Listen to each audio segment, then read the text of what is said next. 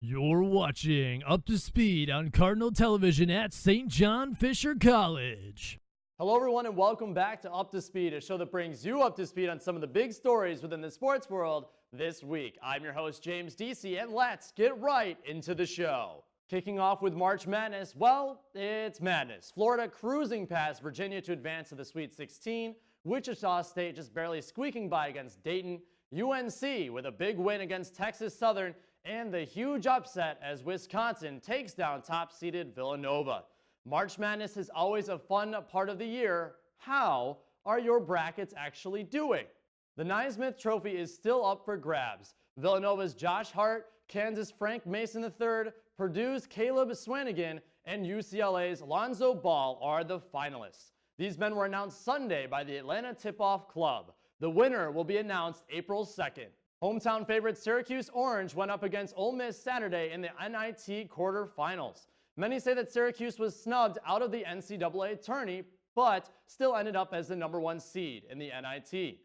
Ole Miss ends up taking down the #1 seed in an 85-80 upset. Such a rough year for the Orange. Now, on to the NBA.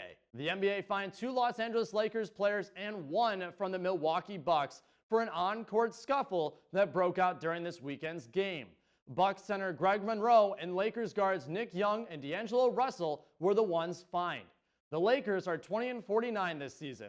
Are frustrations building after somewhat of a decent start to the season?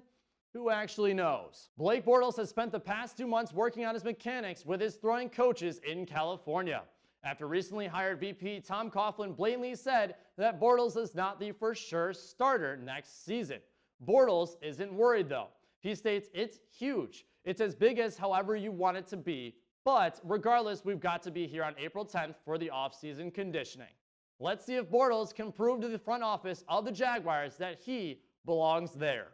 The Oakland Raiders are strongly considering bringing retired running back Marshawn Lynch back into the game. For now, Oakland would have to trade for Lynch because his NFL rights remain the property of the Seahawks as there is 2 years remaining on his contract. A source close to both parties in these talks have said it could really happen. Could Beast Mode actually make a return to the NFL? Exciting nonetheless. Among all the free agency moves that have happened this past week, the most recent is the Minnesota Vikings signing free agent running back Latavius Murray. Murray, who spent his last few years in Oakland, has been plagued with injuries and his carries have dropped. We shall see if Murray can continue the ground and pound game that Minnesota used to play with Adrian Peterson. We do know that Murray does not want to take AP's number out of the pure respect for a legend. Good man. This has been another episode of Up to Speed. Make sure to tune in Thursday for more stories within the sports world that you might have missed. I am your host, James DC, and catch you next time.